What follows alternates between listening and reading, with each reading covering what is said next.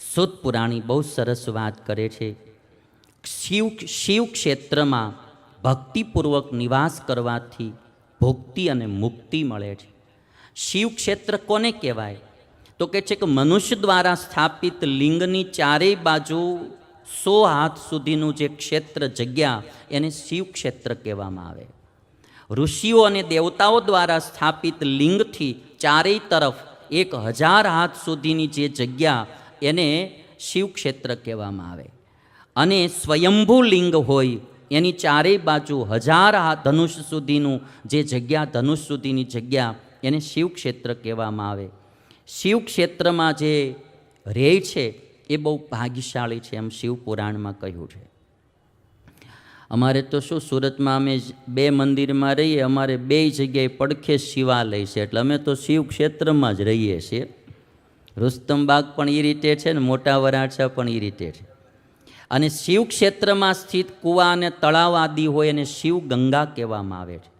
અને શિવ ક્ષેત્રમાં દાહ કર્મ, દશાહ કર્મ, માસિક શ્રાદ્ધ, વાર્ષિક શ્રાદ્ધ કે પિંડદાન કરવાથી એ જીવ પાપથી છૂટે છે. આવું મહાત્મ્ય શિવ પુરાણમાં લખ્યું છે શિવ ક્ષેત્રનું.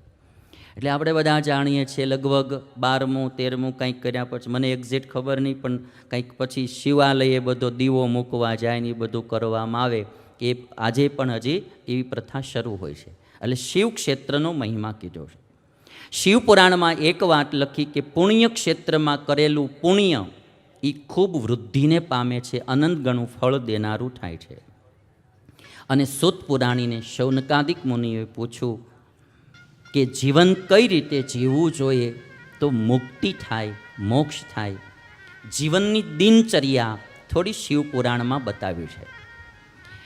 સુત પુરાણી કહે છે કે હે શૌનક મુનિ, સૂર્યોદયથી પહેલાં ઉષઃ કાળમાં ઉઠવું. શિવ પુરાણ આવું બતાવે છે. રાત્રિનો પાછલો પ્રહર જે છે એને ઉષઃ કાળ કહેવામાં આવે. પ્રહર એટલે 3 કલાક.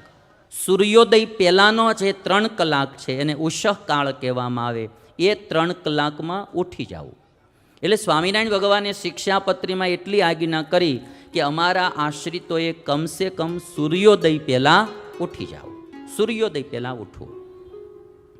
આજકાલ આપણે થોડું ઉઠવાનું બધું લેટ થતું જાય છે, પણ બને ત્યાં સુધી સવારમાં જેટલું વહેલું ઉઠાય એટલું સ્વાસ્થ્ય માટે પણ સારું છે. અને પછી કહે છે કે સૌ પ્રથમ ઉઠ્યા પછી શું કરવું? પૂર્વાભિમુખ થઈ સૌ પ્રથમ ઈષ્ટદેવનું સ્મરણ કરવું, પરમાત્માનું સ્મરણ કરવું. આપણા દિવસની શરૂઆત ઈશ્વરના સ્મરણથી થવી જોઈએ. સૌ પ્રથમ ઘણાને ઊંધી ટેવ હોય, ઉઠતા આવે ન્યૂઝપેપર લઈને બેસી જતા હોય. સવારનો થોડો સમય એક કચરું નાખવા માટે નહીં, કંઈક આત્માના કલ્યાણ માટે વાપરવો જોઈએ. સવારમાં ઉઠીએ ઈશ્વરનું સ્મરણ કરવું, ઈશ્વરની નાહી ધોઈને પૂજાપાઠ કરવા. અડધો પોણો કલાક ભગવાનમય વ્યતીત થાય. પછી તો આખો દિવસ બીજું કરવાનું જ હોય, પણ સવારમાં થોડું ઈશ્વર સ્મરણથી, ઈશ્વર ભજન પૂજનથી દિવસની શરૂઆત થવી જોઈએ. પછી કહે છે સુત પુરાણી કે પરમાત્માનું સ્મરણ કરી શૌચક્રિયા કરવા માટે જાવું. મળમૂત્રનો ત્યાગ કર્યા પછી ગુદા અને લિંગને ધોઈને સાફ કરવા. શિવ પુરાણ જીવના કલ્યાણ માટેની નાની નાની વાતો પણ કરે છે. નાની નાની વાતો પણ. આજે ઘણી વખત મળમૂત્રનો ત્યાગ કર્યા પછી મળદ્વાર કે મૂત્રદ્વાર એમને ધોવાની લોકોને ટેવ નથી. એને કારણે ઘણા બધા રોગો પણ થતા હોય છે. અને એટલા માટે શિવ પુરાણે વર્ષો પહેલાં આ વાત લખી કે મળમૂત્રનો ત્યાગ કર્યા પછી એ બંને દ્વારોને વ્યવસ્થિત ધોવા, સાફ કરવા. આજે ભાઈઓ માટે પણ વ્યવસ્થાઓ હોય છે, બહેનો માટે પણ એ રીતના બધી વ્યવસ્થાઓ હોય છે. એટલે આ ચીજને વ્યવસ્થિત ધોવી. સ્વામિનારાયણ ભગવાને આજથી 200 વર્ષ પહેલાં અમારા ત્યાગીઓમાં તો એવો નિયમ હોય કે અમે લેટ્રિનમાં કોઈ પણ રીતે મળમૂત્રનો ત્યાગ કરવા જઈએ એટલે પછી અમારે આખું સવસ્ત્ર સ્નાન કરવાનું આવે. હવે સ્નાન જે ન કરતા હોય તો એણે વ્યવસ્થિત કમસે કમ આ ધોવાનું રાખવું જોઈએ. ખાલી ઘણીવાર પાણીથી ધોતા હોય એમ નહીં, પછી છેલ્લે હાથ પણ થોડા પાવડરથી કે કોઈ પણ સારા લિક્વિડથી ધોવા જોઈએ.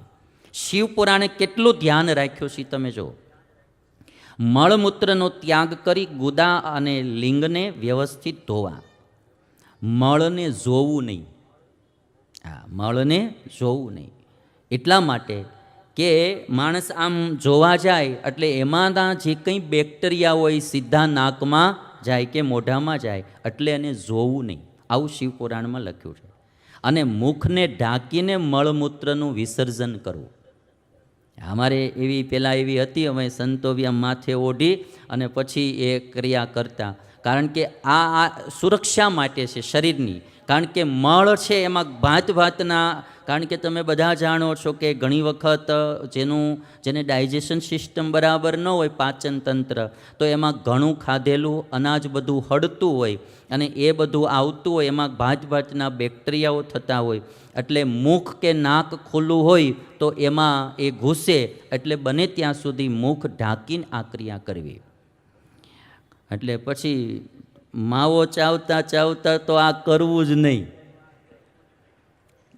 ઘણાને પછી હું આવી ટેવ હોય ખાતા ખાતા. હા, એટલે એવું લેટ્રિન જતી વખતે કંઈ ખાવું પીવું નહીં. હા, એટલું થોડું રાખવું.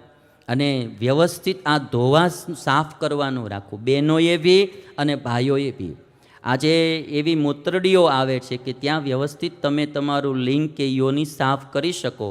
કારણ કે એમાં પલતા જે બેક્ટેરિયાઓ, અને ખાસ કરીને આની સાથે મારે વાત કરવી કે મકાન તમે બનાવો તો બને ત્યાં સુધી હવા ઉજાસવાળા રાખવા.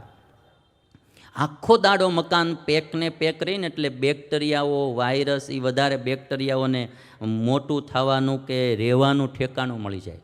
આપણું વાસ્તુશાસ્ત્ર બીજું કાંઈ નથી, આપણા સ્વાસ્થ્યની સુરક્ષા માટે જ છે. અગ્નિ ખૂણામાં રસોડું રાખવું. શું કરવા? અગ્નિ ખૂણો એટલે પૂર્વ અને દક્ષિણની વચ્ચેનો ખૂણો, બરાબર? અગ્નિ ખૂણામાં તમારું રસોડું હોય એટલે તમે જેવો બારી તમારી રસોડાની ખોલો એટલે સીધો સૂર્યનો પ્રકાશ તમારા રસોડામાં આવે. સૂર્યપ્રકાશ તમારા રસોડામાં આવે એટલે આખી રાત જે બારી બારણા બંધ હોય, કાંઈ બેક્ટેરિયા થવાના હોય, એ સૂર્યપ્રકાશથી નાશ પામે. ઈશાન ખૂણામાં પૂજા સ્થાન બતાવ્યું. ઈશાન ખૂણો એટલે પૂર્વ અને ઉત્તર એની વચ્ચેનો ખૂણો. એ ખૂણામાં તમારું દેવસ્થાન હોય, મંદિર હોય, એટલે તમારે ત્યાં તમે પૂજા કરવા સવારે બેસો એટલે ત્યાં પણ તમને સૂર્યપ્રકાશ મળે. પૂજાપાઠમાં સૂર્યપ્રકાશ મળે, એનાથી વિટામિન ડી પ્રાપ્ત થાય. આપણા બધા જ ઋષિ મુનિઓએ પ્રવર્તાવેલી પ્રથા એકદમ વૈજ્ઞાનિક અને આપણા સુખ માટેની જ પ્રથાઓ છે બધી. એટલે અહીંયા શિવપુરાણમાં પણ આ વાત બતાવી કે મળમૂત્રને ઢાંકી અને વિસર્જન કરવું. દાંતણ કરવું એ સમયે તર્જની આંગળીનો પ્રયોગ ન કરો. હવે તો જો કે બ્રશ આવી ગયા એટલે આ વાત કંઈ આપણે કરવાની જરૂર નથી. મંત્ર જાપ કરતાં કરતાં સ્નાન કરવું. સ્નાન કરવું મંત્ર જાપ કરતાં કરતાં કરવું. જે તમારા ઈષ્ટદેવો એનું નામ લેતા લેતા નાવું. હા, ભગવાનનું સ્મરણ કરતાં કરતાં સ્નાન કરવું. અને જો સવારમાં ભગવાન ન સાંભળતા હોય ને તો ટાઢે